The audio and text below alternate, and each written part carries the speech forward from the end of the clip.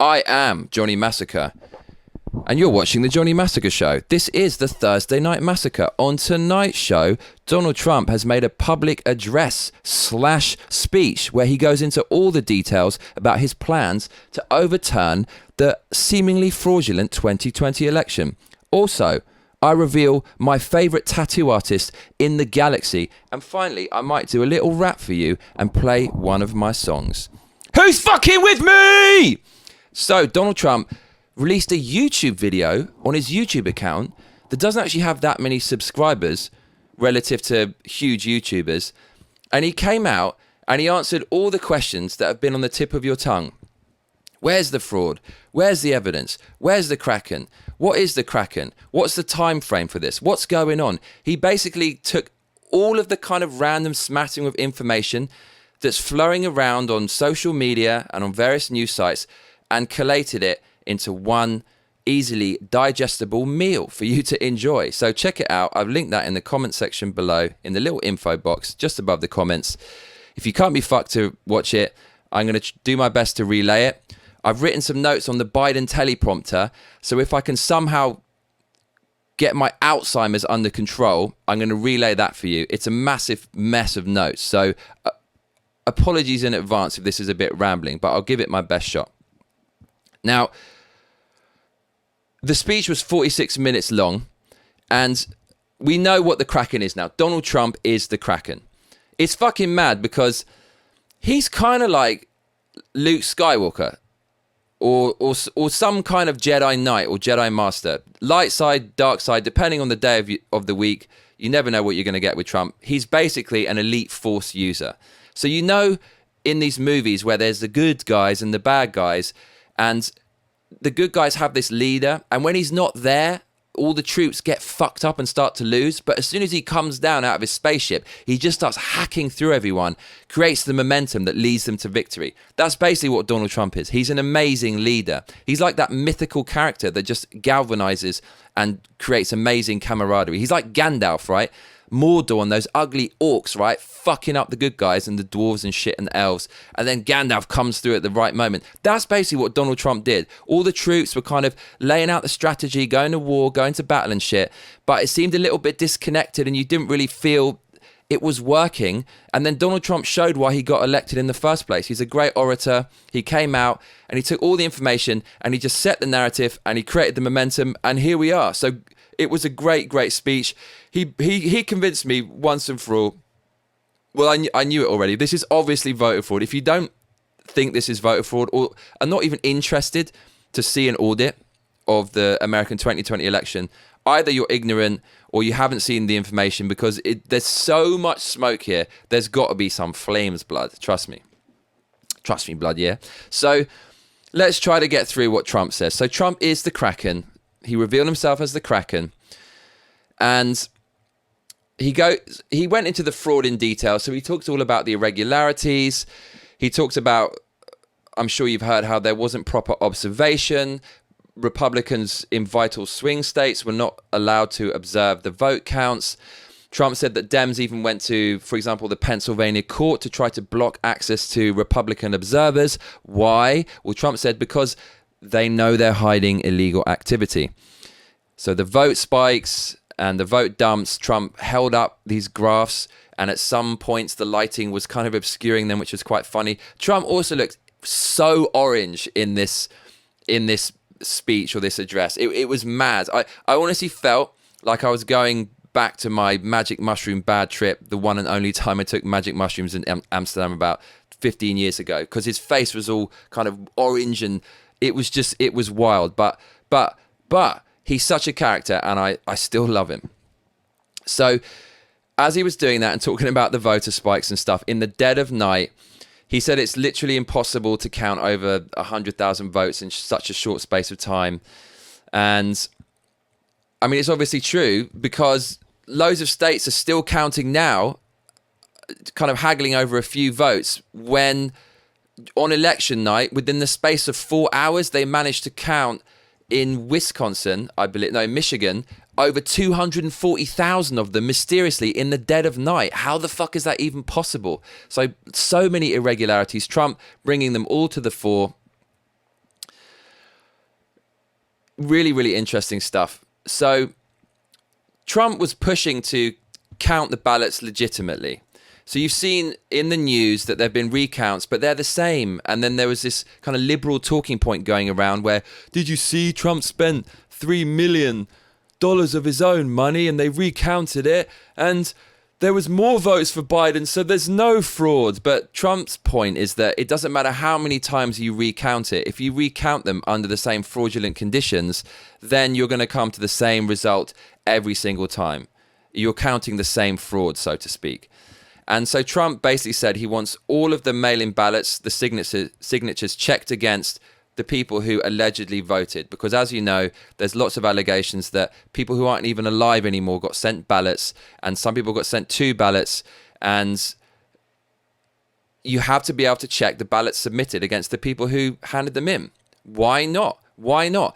These votes are the most important items in the universe. They are basically akin to dragon treasure.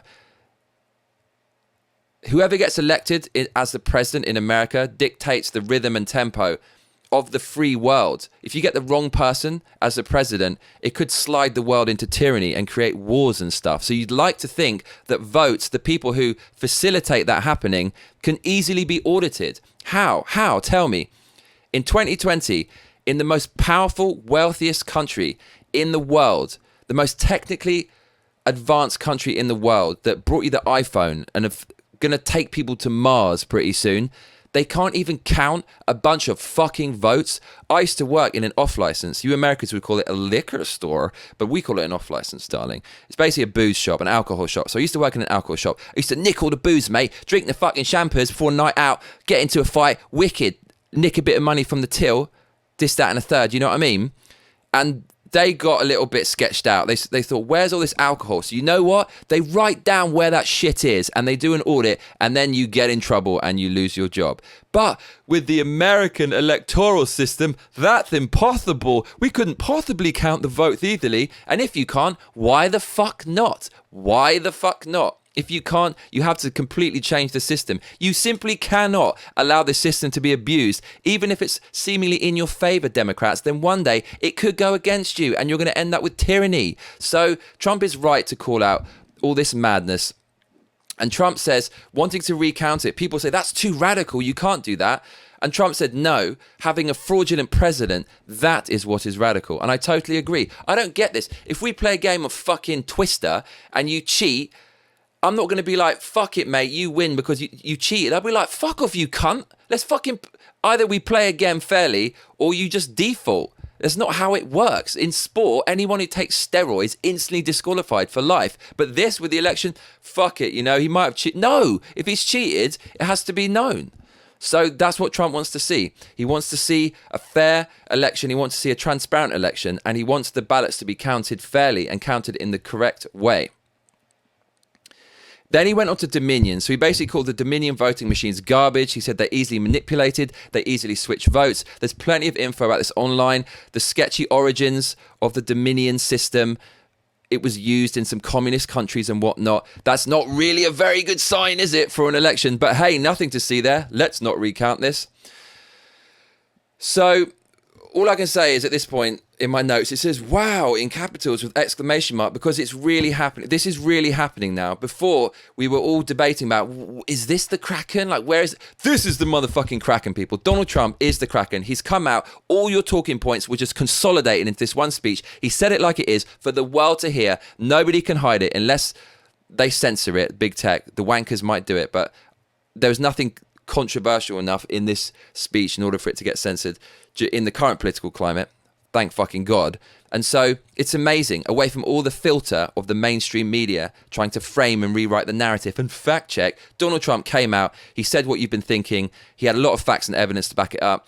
He said this is all going on right now in various states, there's hearings everywhere, lots of witnesses, lots of affidavits, you can see it online yourself.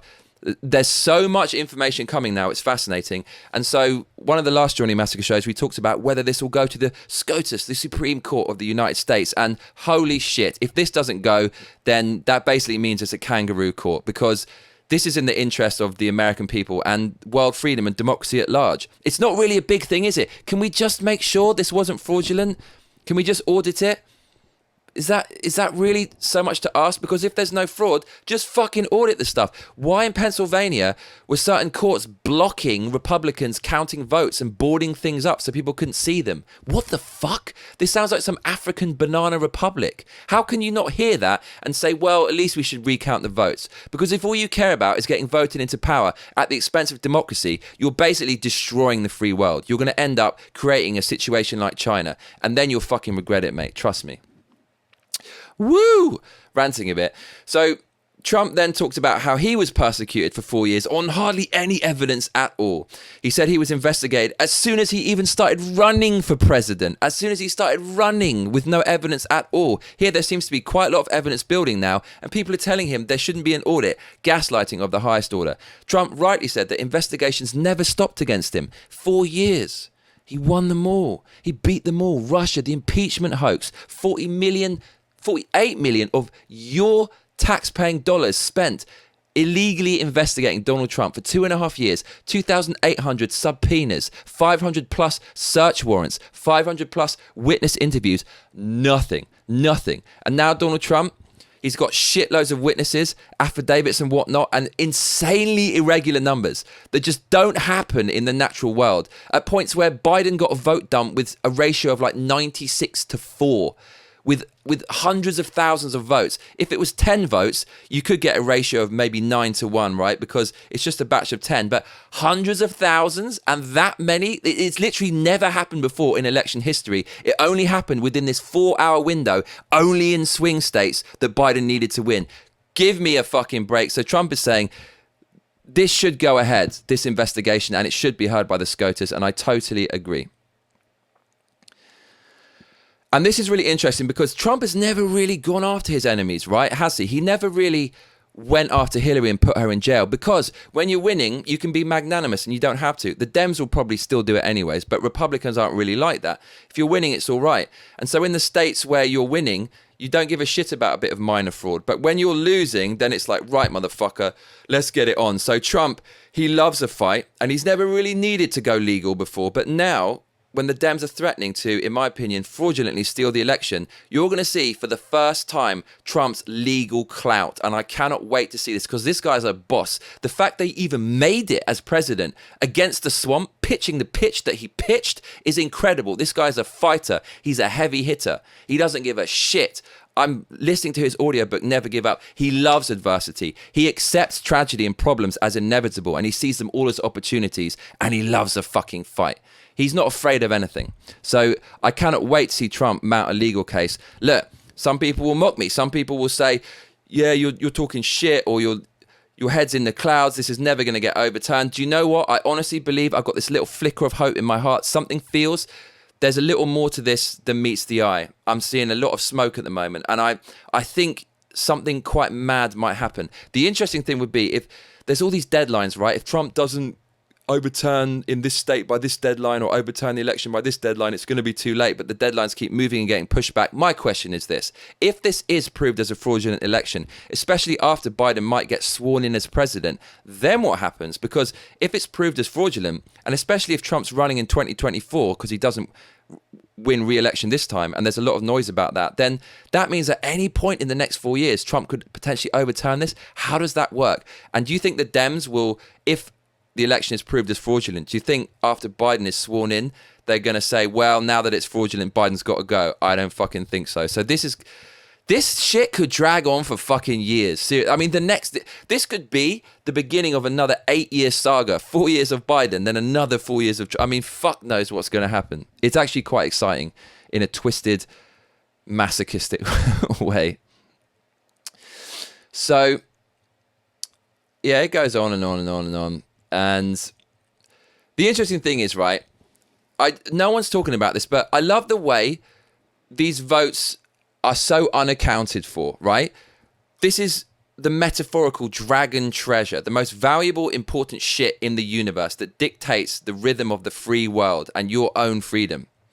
And the things that make that happen, the votes, they're just not taken care of at all. They go into this like hole, and the man comes along and puts his hand in the hole and like takes the paper out, puts them in his car, drives along a fucking freeway for hours, during which time he could literally do anything to the Dragon treasure or the votes. Then he gives into a post office with various postal workers, and the owner of the post office could be a Democrat or a Republican, who fucking knows. And then they're given to some county's ballot counting place. Some of them are Democrat leaning, and then there's like a what? There's no audit. There's no possible way to audit this properly all the way through. And this is how you conduct elections in America in 2020? What the fuck are you doing? What are you doing? So I looked up online. How do they treat evidence in a case when it's more traditional evidence, like a murder weapon, for example? Would you like to know? Because I would like to tell you. So this is how they treat evidence usually in a court. And let's compare this, how they treat evidence, which is basically the ballots or Dragon treasure in the 2020 election. So have a look at this. So this is a basic evidence pathway. Now, look, you've got a blood stain on a chair.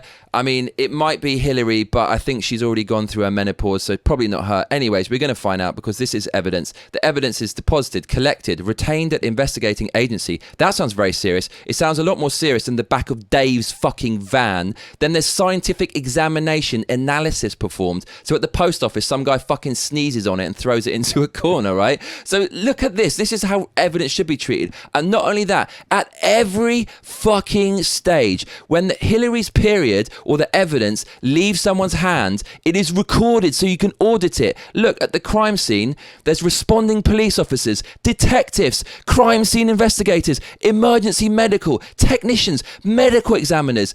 In the real world, it's some cunt dipping his hand into a post box, for fuck's sake. And then look at this, at every stage, it's audited. There's an incident complaint number. There's a detective case number. There's a photo item number. There's an evidence receipt. In the real fucking world, with Donald Trump's fucking election and Biden's election, there's none of this shit. And these votes are a million times more important than Hillary's period or evidence like a murder weapon. There's no murder case in history that's even 1/1,000,000th as important as the history of the free world as dictated by the 2020 American election results. So why the fuck are mail-in ballots allowed to create this shambles? It is ridiculous. And if you don't think this is worthy of a recount, I don't know what to tell you, mate. I just don't. So, look, at this point in the speech, we're like 35 minutes in. Donald Trump he's tireless, you know, and the way he's acting, the things he's talking about, it really tallies to his account of himself and his life in his book, Never Give Up. He always says to expect problems, expect tragedies, never let them interfere with your plans, see them as opportunities. That is what he is doing. This is his opportunity for redemption, and he's calmly and coolly communicated that. He's a great orator on the world stage on this YouTube video. So, in closing, Donald Trump finished with this. He said, "I'm prepared to accept any accurate election results. Any reasonable American should be able to agree that we need a systematic analysis of the mail-in ballot to review envelopes. It's about the signature, and if it's on the envelopes, we can only review them, and that will tell us everything. This is the absolute minimum we can expect. It's about restoring faith and confidence in general elections. This is about democracy and freedom. Honest Americans have fought, bled, and died to secure. The only votes that should count are people who cast their ballots in a lawful manner before the legal deadline, who are citizens of the United States of America. We must never again have such an election, and we need to verify every person who casts a ballot. Voter integrity for USA is more important than anything already discussed. If we don't do this, we don't have a country anymore." I totally agree. Trump finished off with, "We will restore honesty and integrity to our elections. We will restore trust. Thank you, and God bless America." And then I took a snapshot of his video. Now, YouTube is a liberal clusterfuck. It is run by liberals. I get newsletters every month about LGBTQRSTU 695 and Black Lives Matter and all these kind of things and whatnot. And the owners are liberal, and they censor conservatives all the time. So surely on this liberal platform, this Trump video, if Biden really won the election, it's going to have loads of thumbs down, right, for Trump. It's going to have loads of thumbs down because Biden fans, who are the majority of Americans, apparently would smash this video on this liberal-leaning platform. But look at this, 339,000 thumbs up, 16,000 thumbs down. That probably looks like some real election ratio, if you ask me. So, yeah, that speech really hyped me. Donald Trump is one of my absolute idols. And the man came out on the world stage, said everything he needed to say, stood up for himself, didn't let people besmirch his name, and created some kind of momentum and belief. So hopefully, even Fox News have started to report on it a little bit. Even CNN are reporting on it. There's some kind of movement here. Say what you like, but I just think if there is bombshell proof in one state, that's going to undermine everything even further. And then there's going to be more investigations. And this is not over by a long shot. So it is very entertaining, is it not? Donald Trump's speech clarifying his position on the alleged voter fraud in the 2020 election and his plans to combat it and overturn the results. So next up today, tattoos. So I have found the best tattoo artist in the world. So of course, this is all very subjective, but the guy in question is called Davy Blows or Davy Blows, and I've been looking for a good tattoo artist for a long time. It's really tough because there's only a handful of truly elite tattoo artists. And when I mean elite, I'm talking the kind of artist, when you see their work, you're just blown away. You cannot believe someone has the talent to illustrate like that. If you saw their work on paper, you would be blown away. But the fact that they can illustrate kind of isometrically on the human body with that vision, talent, and ability is just breathtaking. And there's hardly any people like that, especially in Japan. I do like the traditional Japanese tattoos, but they're a little bit, I wouldn't say cliched, but they're pretty common these days. So I can't really find anyone in Japan who's good at doing tattoos. So I found this guy, Polish guy. He trained in Japan with the masters. So he's created this fusion of traditional Japanese and European graffiti. Cultural appropriation, take it. No. So he took the best of Japanese and he melded it with the best of what he knows in Western culture. And he's created this really wonderful style. And his main thing is panthers. He just loves illustrating panthers.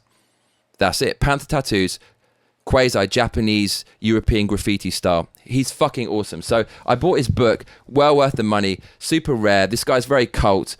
You definitely won't be able to find this in the shops. And it's just a lot of his work and his kind of designs and stuff. So I'm going to use this to try to find some ideas for when he finally comes back to Tokyo so I can get a decent tattoo. And I just thought I'll take you over to his Instagram because it's full of incredible stuff. So let's open it up. So look at that back piece. His color work is just brilliant. I really like neon colors, a little bit synthwave vibe. I've always liked hot pinks and greens and purples and blues, and that is what he's all about. You can see the old school Japanese style here, but it's still done in a way that's kind of graffiti Western style. Like this angular lightning is not something you see in a traditional Japanese tattoo. So if we go down a little bit, I'll just flick through. He also does wall murals, traditional big pieces on walls out and about in the city. See here, hot pink panther. That is his trademark, the panther with this weird kind of growling, scowling face. Beautiful back tattoo there, green tiger with shiny gold teeth and traditional Japanese influence in the background in the form of those kind of black clouds. And I think what I'm going to do is I'm going to ask him to do Spider-Man's nemesis, Venom, the alien symbiote that takes over Spider-Man or takes over the character known as Eddie Brock and becomes a monster. I'm going to get him to take that character, Venom, possessing this panther, if that makes sense to all my nerd crew checking in. So this is probably one of my favorites that he did. I'm going to get this panther but being taken over by some kind of alien symbiote. I'm going to use the same kind of colors, and I'm just really looking forward to this guy coming back to Japan and getting a tattoo from him. So really excited about that. If you never heard of him, Davy Blows, DAVEEBLOWS. Even my over 60s crew, who I absolutely love, I'm sure they could appreciate it. Over 60s crew, what do you reckon? What do you reckon of these tattoos? It's a little bit modern, right? So like when I'm 85 and I have the open coffin funeral, it might look a little bit out of date, but I don't know, mate. Live for the moment. Do you reckon I should get one of these? Love this tiger one. See, that's leaning more to the traditional Japanese style. But there's plenty of examples of more modern stuff. Just amazing colouring, brilliant. The way the colours pop is just absolutely gorgeous. And look at this one. Man, if I ever met a chick with that, it wouldn't matter what her face looked like. But she actually looks pretty hot. I would marry her in an instant. I just love this guy. Davy Blows, fucking genius. There's a lot of 80s pop culture as well. And look, this homage to Japanese art. The guy's definitely influenced by Hokusai, the Japanese, probably the most famous Japanese artist of all time, who did that, the Great Wave off Kanagawa. So yeah, I just wanted to share that with you. I think he's one of the best tattoo artists ever. I'm probably going to get a big piece on there, so I thought I'd show you that. So to finish off the show, I would like someone to make a donation now, just for anything you like, even $1, because recently people have told me they can't make donations, and I think it's because I use third-party music content at the end of the show, and I think it demonetizes me. And considering I haven't used any third-party music, if I play my own song and you can leave a donation, that means in the future I understand going forward how to allow you to leave donations if you are so inclined. So please leave a donation now as a test, just to let me know regarding monetization. So I'm going to play a song that's not going to get me demonetized, one of my own songs. It's a rough demo. The chorus is kind of a bit, it's just placeholder, but it's about liberals and libtards. And I made this when I started getting frustrated with liberal culture, because name me anything social justice has touched that hasn't turned to shite. Literally everything. As soon as social justice gets involved, yay, social justice, it becomes awful. And I was really frustrated, so I made this. And yeah, just let me perform it for you. Let us fucking do this. By the way, Trump said, they actually used a voting machine recently, and they put through 9 ballots with phony signatures on, and 8 out of 9 came as okay. And he said you could literally write Santa Claus on your fake ballot and it would get accepted. So in light of that, it's time to get into the Christmas spirit. Happy Christmas, motherfuckers. It's about time, right? It's 3rd of December. Let's get in the Christmas spirit and sing a song about libtards, because why the fuck not? Here we go. I don't know what this is called, but it says TDS, which basically means Trump derangement syndrome. So let's just fucking do it, shall we? And I'll try to remember the lyrics. Is this shit on? Oh, hi. I should be careful what I say. People always tell me I shouldn't say this shit. Right? I used to be left, but now I'm alright, you libtards and your fucking brain-eating disease. What a sight, walking around my town with a frown. You miserable motherfuckers wanna get me down. These beta male soy boy cucks want my crown. You Hugh Hefner wannabes in my dressing gown. I hit them with the Hebrew hammer. Call me crusty, I'm on my Jew shit. Shapiro is the man, trust me. I used to be left, but now I'm alright. I used to be left behind, now I'm alright. I used to be left behind, now I'm alright. I used to be left, but now I'm alright. Who's with me? Come on, the Donald. Let's go, Donald. I believe in you, mate. I used to be left behind. Now I'm alright. I used to be left behind, now I'm alright. So that's my new song. It shouldn't be good, but it's fucking amazing. Who writes a song about political stuff that's any good? But really, there's no one doing that right now. There's a silent majority and people who just want to make art and just have free speech. And that's what the song's all about. The lyrics are, I used to be left, but now I'm all right, you libtards and your fucking brain-eating disease. What a sight, walking around my town with a frown. These miserable motherfuckers wanna get me down. These beta male soy boy cucks want my crown. You Hugh Hefner wannabes in my dressing gown. I hit you with the Hebrew hammer. Call me crusty, I'm on my Jew shit. Shapiro is the man, trust me. So Ben Shapiro is my hero, Jewish guy. Just an awesome guy. People call him the Hebrew Hammer because he just lays the smackdown on people with his debates. So it's just a snapshot. It's just a real snapshot of how I kind of feel at the moment. So Let me know what you think in the comments. I'd love to hear your opinion. If you want me to release it, if you really like it, I'll release it. If you're not feeling it, there's no buzz, I might have to release something else. But there you go. If you didn't know and you're a recent subscriber, yes, I am a rapper as well as a DJ and music producer. So if you don't know, get to know. I've been Johnny Massacre, and I tell you what, mate, you better be back for the next episode. Otherwise, I'll be coming around your house. Make sure to like and subscribe and hit that notification bell, because that is what all those other cunts tell you to do. Layers.